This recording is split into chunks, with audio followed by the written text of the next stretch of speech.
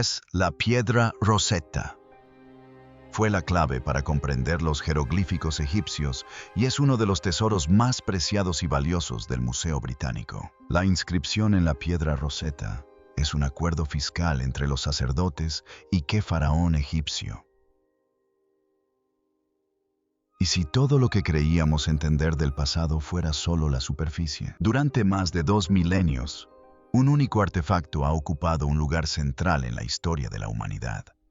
Discreto, sencillo, pero lo suficientemente poderoso como para desvelar los secretos de una civilización perdida. La piedra Rosetta no fue solo un descubrimiento, sino un hito que nos permitió volver a escuchar las voces del antiguo Egipto. Los eruditos creían haber descifrado su código. Nos dijeron que el misterio estaba resuelto, que no era más que un decreto real, emitido bajo el rey Ptolomeo V, cuidadosamente traducido y comprendido en su totalidad. Caso cerrado. Pero ahora, esa certeza comienza a desmoronarse, porque en 2026 ocurrió algo sin precedentes. Los científicos introdujeron la inscripción completa en sistemas avanzados de IA, máquinas diseñadas para detectar patrones que la mente humana no puede ver. No solo palabras, sino estructuras ocultas, anomalías, repetidas y capas lingüísticas más profundas enterradas bajo la superficie. Y lo que encontró la IA no era lo esperado.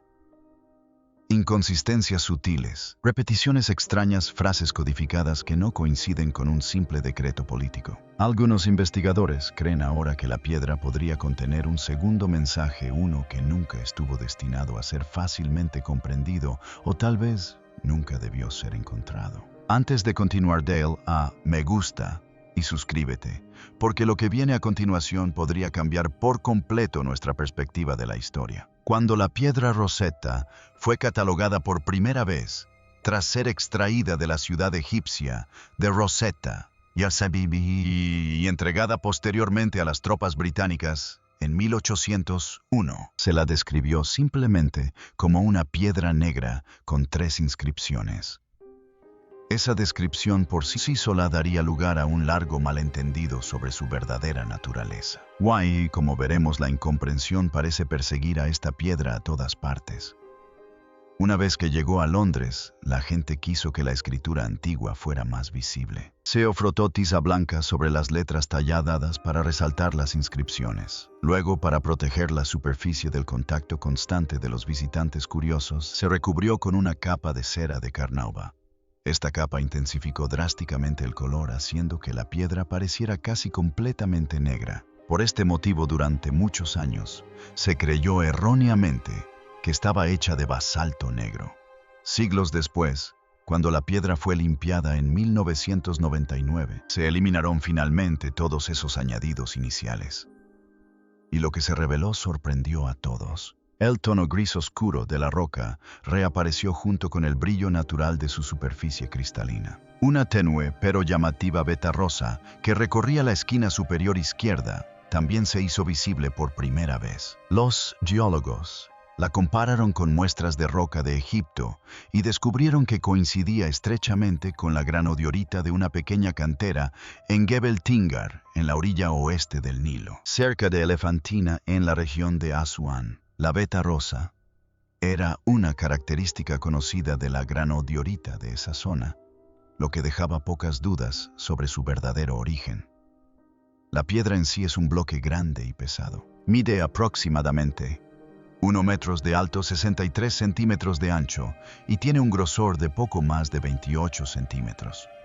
Su peso es inmenso, unos 760 kilos, aproximadamente 7.600 kg.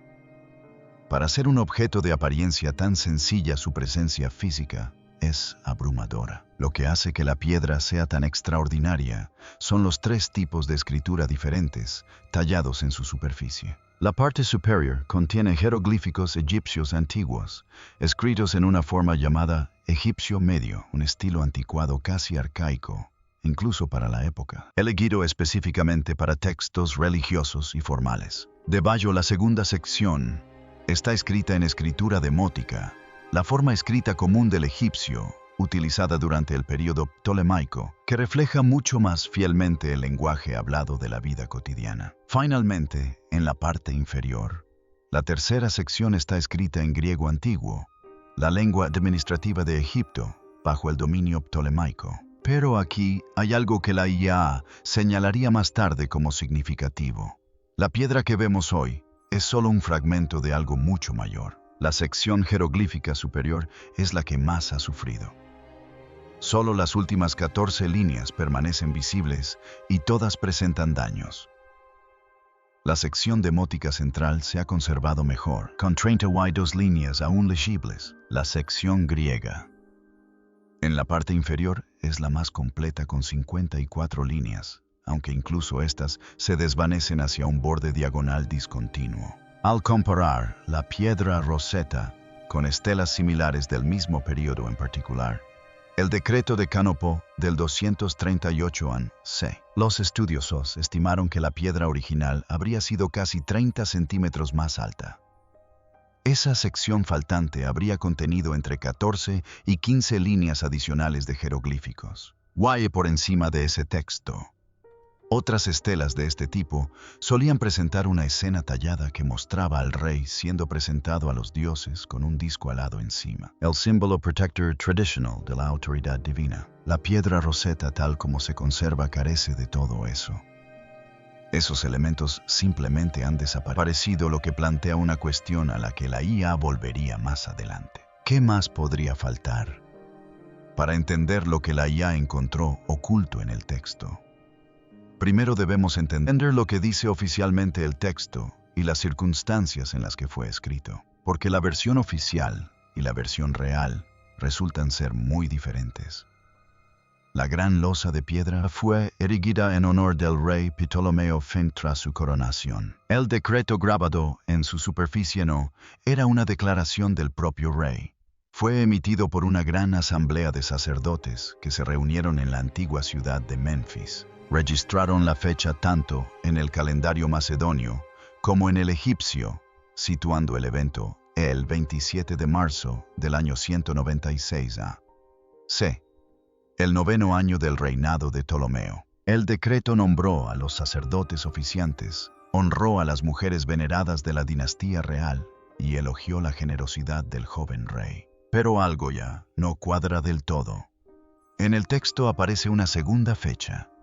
En las versiones griega y jeroglífica se indica otro día, el 27 de noviembre del 197 a.C., marcado como el aniversario oficial de la coronación del rey. El texto demótico ofrece entonces otra versión situando el decreto y el aniversario con solo unos días de diferencia en marzo. Nadie ha explicado del todo por qué estos registros no coinciden. Los eruditos lo han señalado durante años, lo han atribuido a una inconsistencia administrativa y han seguido adelante. La IA no ha seguido adelante. Pero antes de llegar a eso, necesitamos entender por qué se redactó este decreto. En primer lugar, porque la situación política que lo rodeaba era absolutamente desesperada. Ptolomeo V. Epífanes, hijo de Ptolomeo, Filopator, se convirtió en rey siendo un niño pequeño, en circunstancias extraordinariamente violentas. Sus padres murieron en una conspiración cortesana en la que estaba involucrada la amante de su padre. Tras sus muertes, los conspiradores gobernaron en nombre del niño. Su control se derrumbó cuando estalló una rebelión y el pueblo enfurecido de Alejandría se volvió contra ellos. Un general llamado Telepólemo asumió entonces el poder como tutor del rey niño. Pero él también fue finalmente destituido y reemplazado por Aristómenes de Alicia, el primer ministro en el poder, cuando se redactó el decreto. Mientras tanto, la situación externa de Egipto no era mejor. Antíoco III del Imperio Seleucida y Filipo V de Macedonia habían formado una alianza específicamente para repartirse los territorios ptolemaicos. Filipo capturó islas y ciudades en Caria y Tracia. Antíoco asestó un golpe decisivo en la batalla de Panio en el año 198 a.C., apoderándose de Celesyria, incluida Judea, y en el sur una poderosa revuelta local que había comenzado durante el reinado anterior aún continuaba. Los líderes rebeldes, Horwennefer y posteriormente Anquenefer resistieron con firmeza a la corona durante años, controlando gran parte del Alto Egipto. En medio de todo este caos, un niño de 12 años fue coronado oficialmente. Faraón en Menfis, 7 años después de que su reinado hubiera comenzado oficialmente. Casi inmediatamente, después de que se emitiera oficialmente este decreto, se elogiaba la generosidad del rey. Había donado plata y grano a los templos. Había controlado una crecida inusualmente alta del Nilo durante su 8º año, ordenando la construcción de represas para el exceso de agua, protegiendo así las cosechas de los agricultores. A cambio, los sacerdotes prometieron lealtad, comprometiéndose a honrarlo, junto a los dioses, a celebrar su cumpleaños y coronación cada año. A exhibir el texto de este decreto en todos los templos de Egipto, escrito en los 3 alfabetos. En resumen, el decreto era un documento de supervivencia política. Un joven rey sin poder real, rodeado de enemigos externos y rebelión interna, se ganaba la lealtad de los sacerdotes más poderosos de Egipto con regalos y halagos. El sacerdocio de Menfis, la máxima autoridad religiosa del país, estaba siendo formalmente sometido a su voluntad. Eso siempre se ha entendido. Lo que la IA notó fue algo completamente distinto. Desvelando el misterio. Para apreciar lo que descubrió la IA, hay que entender cuánto tiempo se perdió por completo el significado de esta piedra y lo mucho que trabajó la humanidad para recuperarlo. Tras la caída del Imperio Romano, la capacidad de leer jeroglíficos desapareció silenciosamente. La escritura se había especializado tanto a lo largo de los siglos que solo un pequeño círculo de sacerdotes y escribas podía entenderla incluso en sus últimos años. En el siglo IV. Sí, casi nadie en Egipto podía leer los antiguos símbolos. La expansión del cristianismo, el cierre de los templos, el fin de los linajes sacerdotales, todo ello interrumpió la transmisión del conocimiento. La última inscripción jeroglífica conocida fue tallada en Philae. Poco después, apareció allí también el texto final escrito en escritura demótica. Y entonces, el sistema de escritura del antiguo Egipto simplemente desapareció, dejando solo imágenes silenciosas talladas en piedra. Para observadores posteriores, los jeroglíficos parecían más decorativos que lingüísticos, más parecidos a un arte simbólico que a una escritura propiamente dicha. En el siglo V, un sacerdote llamado Horapollo escribió un libro llamado Hieroglífica, en el que describía casi 200 glifos y les asignaba significados. La gente lo creyó durante siglos. Gran parte de ello era erróneo. En lugar de ayudar a desvelar el misterio, profundizó la confusión. Los eruditos árabes de los siglos noaibeides intentaron descifrarlo, comparando los jeroglíficos con la lengua copta que aún se utilizaba en las iglesias egipcias. Los eruditos europeos de los siglos XVI y XVII también lo intentaron. Athanasius Kircher, en una frase que se hizo famosa, llamó a los jeroglíficos el enigma de la esfinge. Nadie pudo descifrarlo. El descubrimiento de la piedra Rosetta lo cambió todo, pero no de la noche a la mañana. El progreso fue lento. Los primeros estudiosos reconocieron que comparar el texto griego con la sección demótica podría revelar los sonidos que se escondían tras ciertos símbolos. El diplomático sueco Johan David Åkerblad había estado estudiando la escritura demótica a partir de otros ejemplos y creía que representaba una especie de forma cursiva del copto. El orientalista francés Antoine Isaac Silvestre de Sassy recibió uno de los primeros grabados de la piedra en 1801 y rápidamente notó que la sección central en escritura demótica coincidía con la escritura que Åkerblad había estado estudiando. Juntos comenzaron a comparar el texto demótico con el griego, buscando nombres reales que aparecieran en ambas versiones. Al año siguiente, de Sassy había identificado 5 nombres: Alejandro, Alejandría, Ptolomeo, Arsinoe y el título real Epífanes. Åkerblad publicó un alfabeto de 29 letras, de las cuales más de la mitad resultaron ser correctas, pero se toparon con un obstáculo. Lo que no se dieron cuenta fue de que el demótico no era una escritura puramente alfabética. Contenía signos fonéticos, pero también elementos ideográficos y simbólicos que no se correspondían directamente con los sonidos. Esta mezcla paralizó por completo su progreso. El siguiente avance se produjo gracias a Thomas Young, secretario de Asuntos Exteriores de la Royal Society en Londres. En 1814, tras cartearse con de Sacy, centró su atención en los cartuchos, los marcos ovalados que rodeaban los nombres reales escritos en jeroglíficos. Dentro de uno de ellos, encontró una secuencia de caracteres que coincidían con los sonidos que correspondían al nombre griego Ptolomeo. También se percató de algo que había pasado completamente desapercibido para los estudiosos anteriores. Los sistemas de escritura jeroglífica y demótica no eran completamente independientes. Compartían hasta 80 similitudes reconocibles. Este fue un descubrimiento radical. Significaba que el demótico no era una invención independiente. Se trataba de una forma transformada descendiente de la escritura jeroglífica. Young publicó estos hallazgos en 1819 en la enciclopedia, pero no pudo ir más allá.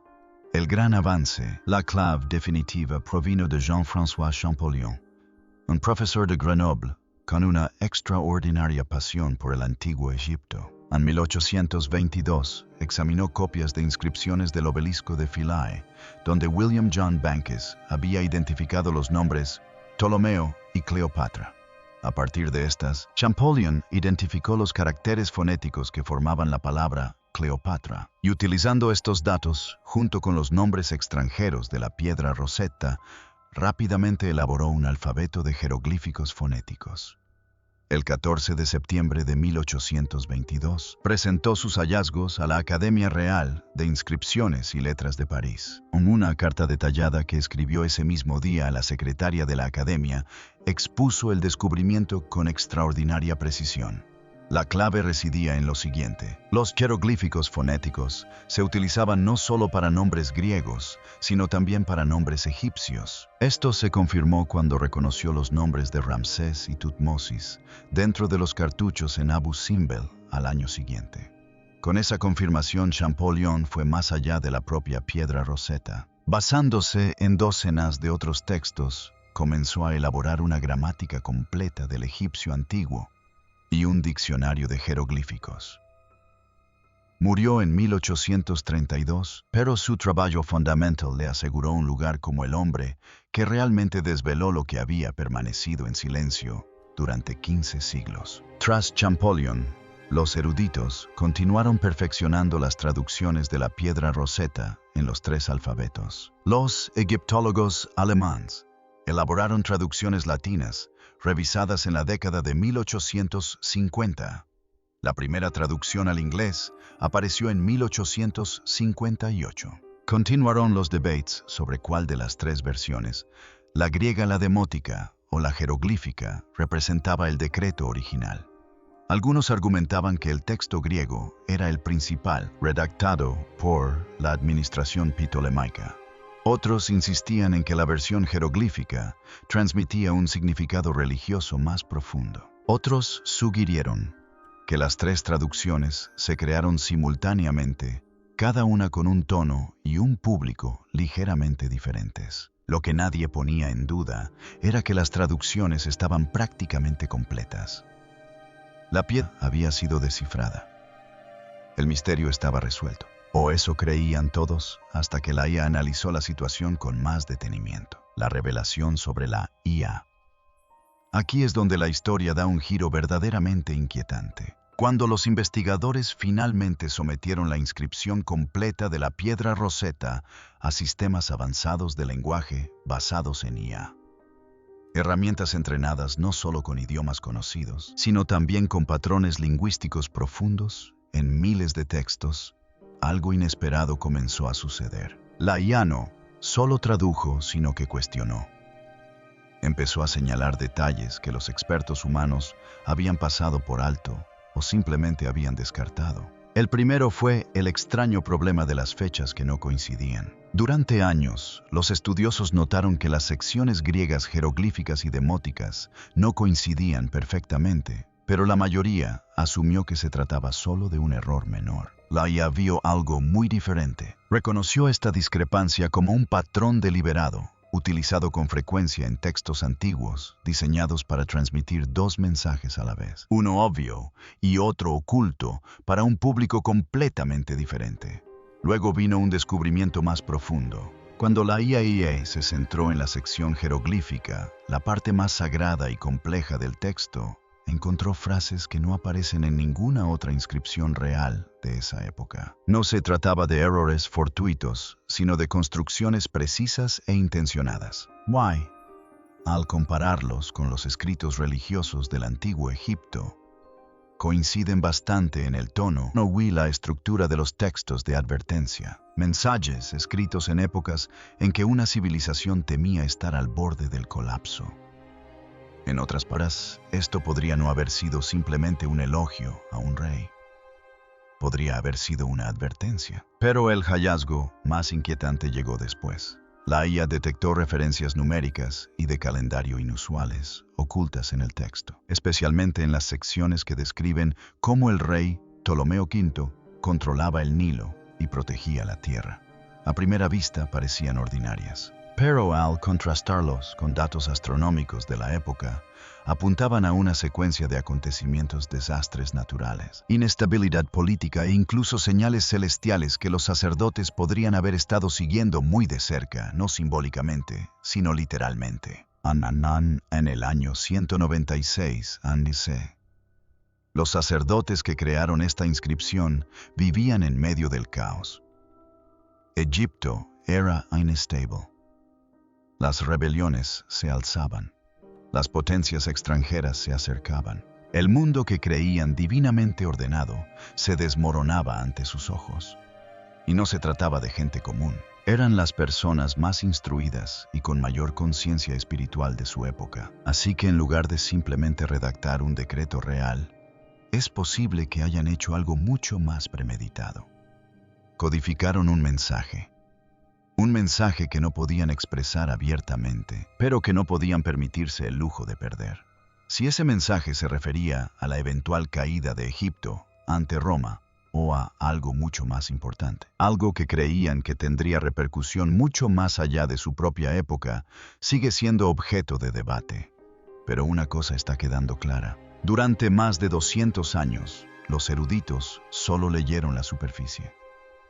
Encontraron la clave y abrieron la puerta.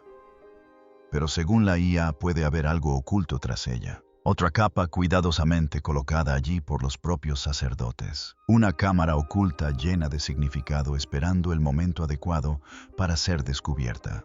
Y durante 2200 años nadie la vio, hasta ahora. Hizo falta una máquina para darse cuenta de lo que los humanos no pudieron. Siempre hemos considerado la piedra Rosetta como una herramienta, un hallazgo fortuito que nos ayudó a descifrar una lengua perdida. Pero tal vez nunca fue solo una herramienta. Tal vez fue un mensaje. Un mensaje cuidadosamente elaborado y profundamente intencional de una civilización que sabía que estaba en peligro y quería dejar un legado para el futuro. El verdadero significado de ese mensaje, ya sea una advertencia, una profecía o algo que aún no comprendemos del todo, es un misterio que apenas comienza a desvelarse. Puede que la IA nos haya indicado el camino, pero cruzarlo aún requerirá tiempo, paciencia y curiosidad humana. Porque la verdad es que la piedra Rosetta nunca fue solo una llave. Era una carta.